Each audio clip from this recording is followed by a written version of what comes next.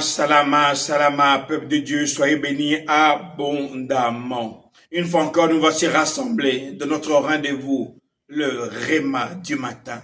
Le Réma du matin est un rendez-vous divin. Oui, un rendez-vous divin où on fait un tête-à-tête avec le Père. Mon frère, ma soeur, quand tu te réveilles le matin, ce n'est pas devant un homme que tu te trouves, mais tu te trouves devant le Créateur, le Seigneur des Seigneurs, le Roi des Rois, celui qui a créé toutes choses. C'est devant lui que tu te trouves. Il est important que quand tu te réveilles le matin, tu sois conscient de ça. Que tu n'es pas devant un homme, mais devant le Créateur de toutes choses, celui qui t'a créé. Et celui qui t'a créé t'envoie dans ce monde avec un but, car tu es un parfum.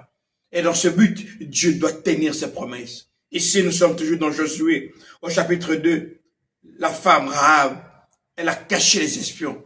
Elle a fait un accord avec eux. Et ici, au verset 17, les Israélites lui disent, nous respecterons les serments que tu nous as fait faire. Mon frère, ma soeur, quand tu es dans la présence de Dieu, tu mets le Père devant ses responsabilités.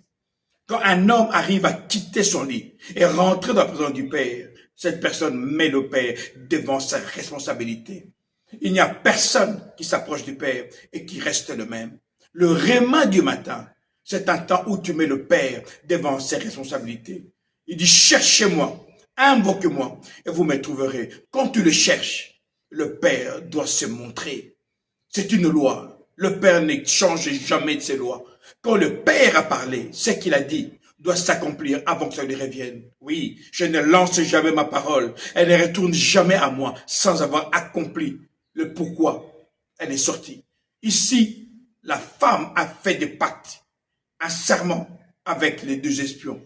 Les espions lui disent, nous accomplirons tout ce que nous t'avons dit. Et c'est comme ça que le Père fait. Mon frère, ma soeur, si tu veux véritablement jouir de la vie, réussir dans ce que tu fais, et voir le bonheur de tes enfants, de ton mari, de ta femme, de ta famille. Il y a des personnes peut-être dans ta famille qui ne connaissent pas le Seigneur. Si tu viens vers le Père et tu dis, Père, tu as dit, moi et ma maison, nous servirons l'Éternel. Père, agis. Je vous assure que le Père va toucher ces gens. Pourquoi? Parce que le Père prend très au sérieux les paroles qui viennent de ses enfants. Parce qu'il appelle de toi un Dieu. Il t'a donné la parole. Tout ce qui sort de ta bouche ne peut pas revenir vers toi sans avoir été accompli. Pourquoi? Parce que le Père a dit, faisons l'homme à notre image et à notre ressemblance.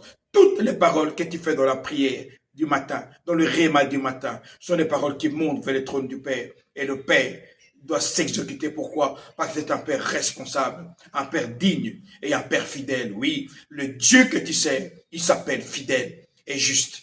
Parce qu'il s'appelle fidèle et juste, sache mon frère, que tu ne passes jamais du temps perdu dans la présence du Père.